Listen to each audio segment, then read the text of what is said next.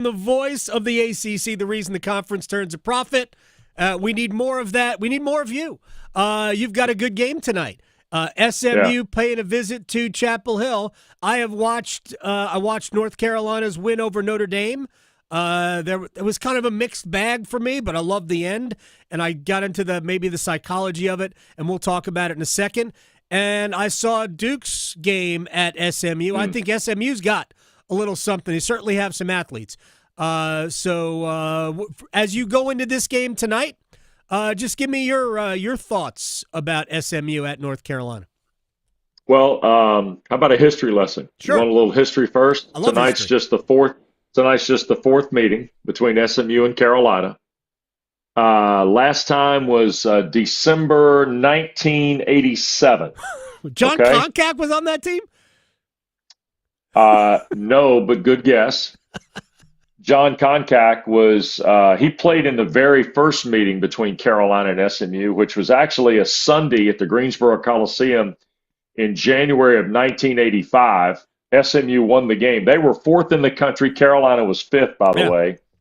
SMU was John Koncak had 31 points in the very first meeting between SMU and Carolina. Hell of a player. All right. So here's what I'm asking you. The last time they played, Carolina won 90-74 in the Smith Center. Right. Who do you think led Carolina in scoring on December 12th, 1987? Kenny Smith. No. Kenny Smith, not available. No, Kenny Smith, not available.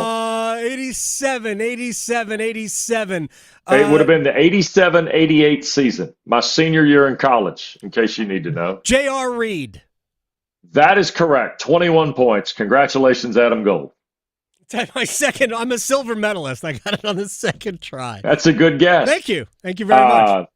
By the way, that SMU team won the Southwest Conference that year for Dave Bliss, who went on to more other infamous things as a basketball coach. Just now remembering that it was Dave Bliss. I remember a time where SMU was an elite athletic program. Love to see him get back to it. And they're back. Yeah. And they're back, yeah. No question about that. Okay. Okay, here's what tonight is. Tonight, SMU has gone through rookie orientation because, you're off to this great start and you're a first-year basketball member and you think you're really good, and then all of a sudden Duke shows up and you didn't realize there were as many Duke fans in Dallas as you saw Saturday in your own building. You didn't realize that Micah Parsons was represented by a former Duke basketball player, and the next thing you know, you've got celebrities in your own building who aren't pulling for you. That's what SMU went through Saturday. And the reason I can say that is because I saw it in Atlanta for about 18 years. Yeah. Okay? All that being said, I think SMU's pretty good. Mm-hmm. Duke was as good defensively. I thought they were really locked in Saturday, and that created a lot of problems for SMU. I think tonight is as much about SMU recovery from that, Adam, as it is about Carolina and where Carolina's going, especially if Seth Trimble's on the floor for them. All right, so Wes Durham is joining us here on the Adam Gold Show. Here's the thing about the Tar Heels, and I don't believe that they will be able to overcome their roster for the entirety of the season. It doesn't mean they can't make the NCAA tournament. They've got two very good wins, two wins that will be quad ones at the end of the season. I'm convinced of it.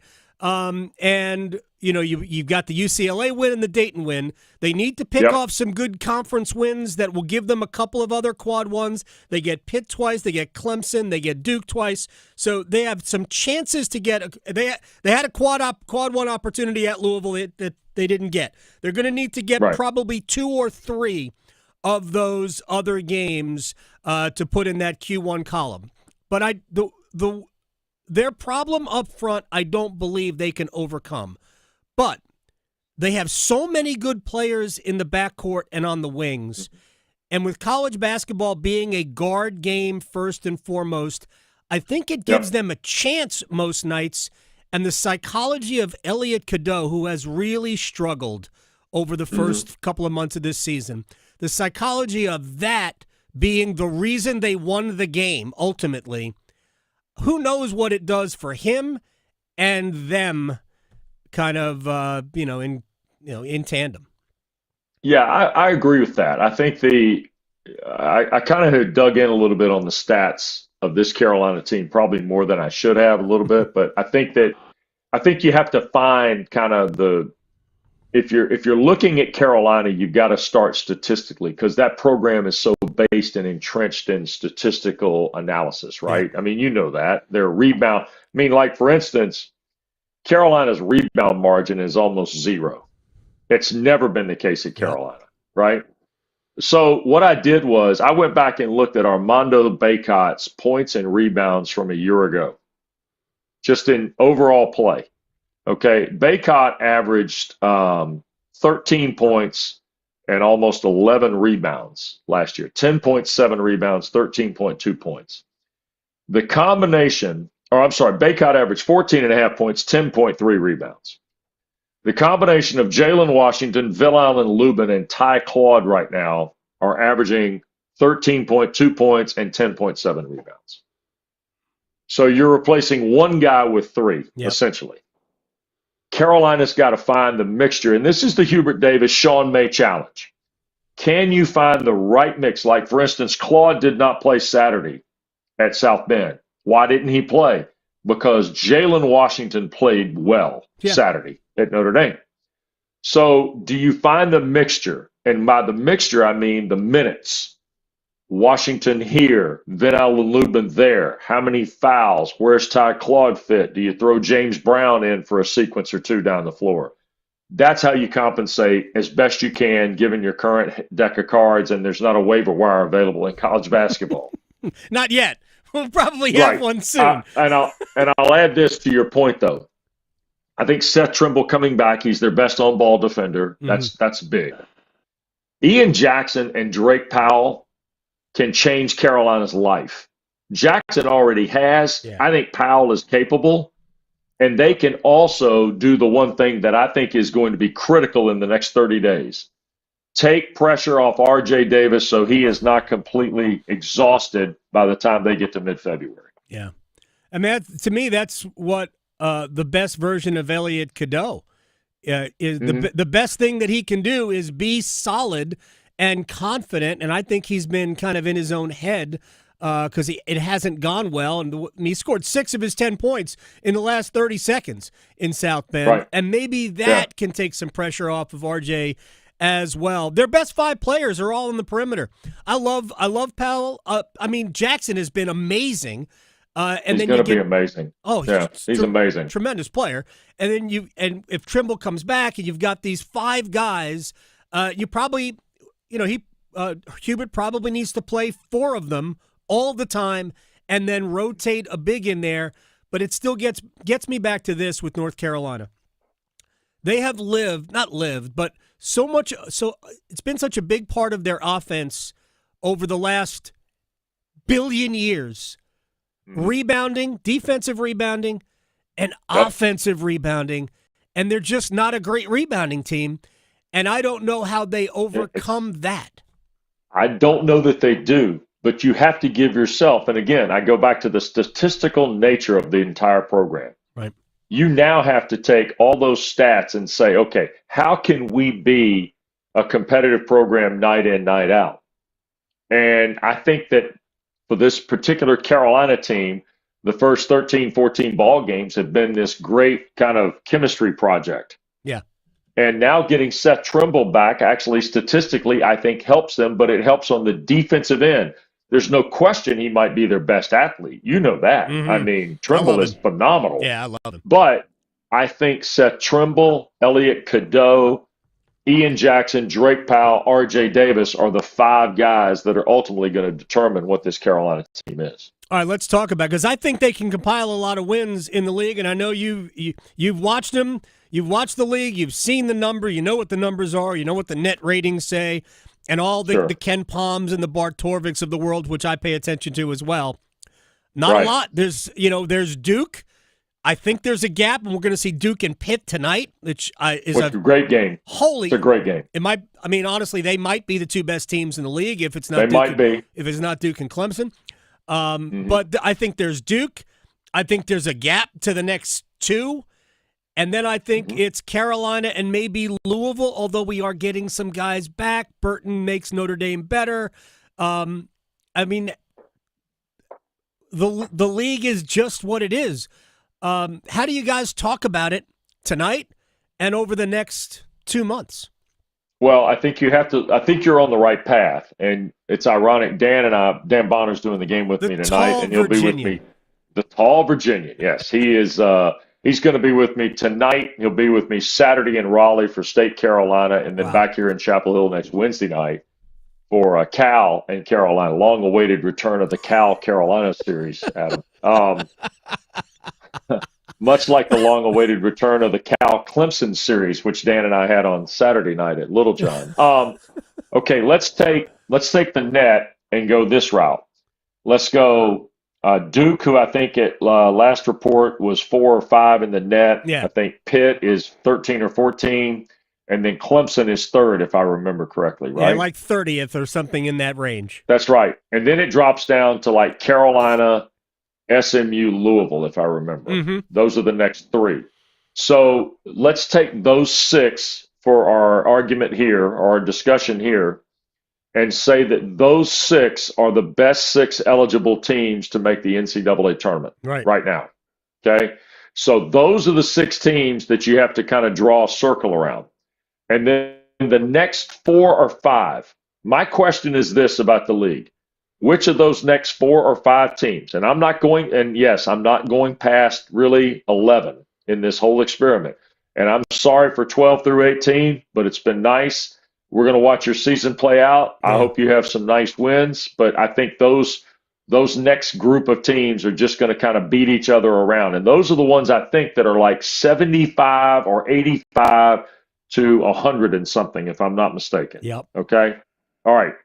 So take those first 6 teams, and those first 6 teams against those next 5 or so are going to have to be the way the ACC determines itself. And here's what you have to avoid. Remember 2 years ago or 3 years ago when like Clemson was thought to be going to the NCAA tournament and didn't go because they lost to Louisville? Yeah. Okay. The middle 6 and the front 5 or the front 6 and the next 5 cannot lose to the bottom of the league. Never. Now the bottom of the league can beat itself up, but that next group, that second layer and the first layer, you can take losses if it's to the second group if you're in the first group, but you can't take a first group team, that 5 or 6 cannot lose to the bottom 7. In other words, no. We have 4 teams in the league that are worse than 150 in the net. That is correct. Yes. Can't lose. Yeah, and here's the thing. And everybody's going to get twisted around a little bit because we're going to hear all winter long about how great the SEC is. And the Southeastern Conference is having a really good year. I'll be the first to tell you that I think they've done the right thing in terms of investing long before the landscape changed. And you know this because you follow the game. The SEC was trying to figure out a strategy to get their basketball product better. You remember that. Yeah. Remember they had Mike Tranghese come in for a while. Mm-hmm. Mark Whitworth many years ago was brought over to the basketball side, things of that nature. They hired a supervisor of officials who was an ACC basketball official on the floor named Mike Eads. He runs their officiating. They've been trying to do this, folks, for a long time. Yep. And now we introduce the financials into the plan. And guess what they did? They went out and challenged college basketball on the financial end with players. And guess what? It's worked. They are, as I like to say, they are fully invested in the product that's on the floor. And I'm not saying the ACC isn't. I'm just telling you the SEC came up with a plan a couple of years ago in terms of trying to get their product better, and then things fell their way from a financial standpoint, and they put money in it. And the literal money is running up and down the floor. So good for them. And the other element, too, to the SEC's emergence, I guess, as a basketball power, is that they hired coaches that, you know, to be perfectly honest, I don't think would have been hireable in the ACC. I don't think anybody in the ACC would have hired Bruce Pearl. Right? And he's a great basketball coach. And he's a great recruiter. And he has done me. Auburn's a dynamite program. Now, Rick Barnes would have been hireable in the ACC, but because we've had no issues at all with him in terms of NCAA issues. He was in the ACC, of course, at Clemson. and he's doing a great job at Tennessee. I don't know if Nate Oates is an ACC type of a basketball. They've got great coaches that might not have been good fits in this league, but when it comes to just going out and winning basketball games, yeah, they're elite. I think you'd have to probably you would know people more along this line than I do because I simply don't follow recruiting, as you know. I mean, you I and got me other both. things My going kid on. does. Yeah. My kid has seen all of the kids coming up out of, he watches all of them on YouTube. Okay, so here's where I'm going with this. I think college basketball now, because of the NIL, because of the portal, because of coaching changes, because of all the things we've seen happen in the last 5 years, is eerily similar to what I don't know, that AAU basketball might be. Guys changing teams, coaches moving, things of that nature. Certain levels of AAU are different than the others. Summer League, whatever you want to call it, the EYBL stuff, things like that. I may be wrong, but it just feels to me it's more of an open marketplace now. And in basketball, as you know, Adam, we talk about this, but we really don't understand kind of what we're saying. It doesn't take that many players to change your life in college basketball. No, maybe one. You get one for sure, but you get three or four really good players, you can get your life changed pretty quick in basketball. And I think that's also a part of the climate change we're going through at the biggest level of the game collegiately for sure. That's Wes Durham. He is the voice of the Atlantic Coast Conference. He's got the second game tonight on the ACC Network, SMU at North Carolina, with the tall Virginian Dan Bonner.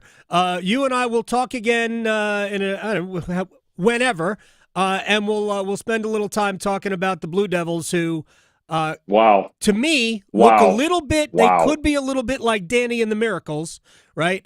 I think the Miracles in this case are probably better than the Scooter Barry and company supporting cast for Danny Manning. I'm not saying Cooper Flagg is as good as Danny Manning, by the way, so people can chill out for a second. But this Blue Devils team is really intriguing on a national level beyond Cooper Flagg. But we'll have to leave that for another time. I would agree with you on all of that. Yeah, all of that. They're good. They're legit, good. and they're the best thing they do is defend, which I think might be that's what's going to carry them. Wes, I appreciate your time. We'll in between media timeouts at the Canes and Tampa tonight, they're playing in Florida. I will peek in on the Ponies and the Tar Heels. I'll sneak into the press room over at Lenovo Center tomorrow night for Notre Dame NC State just to kind of wave. Okay, thanks, man.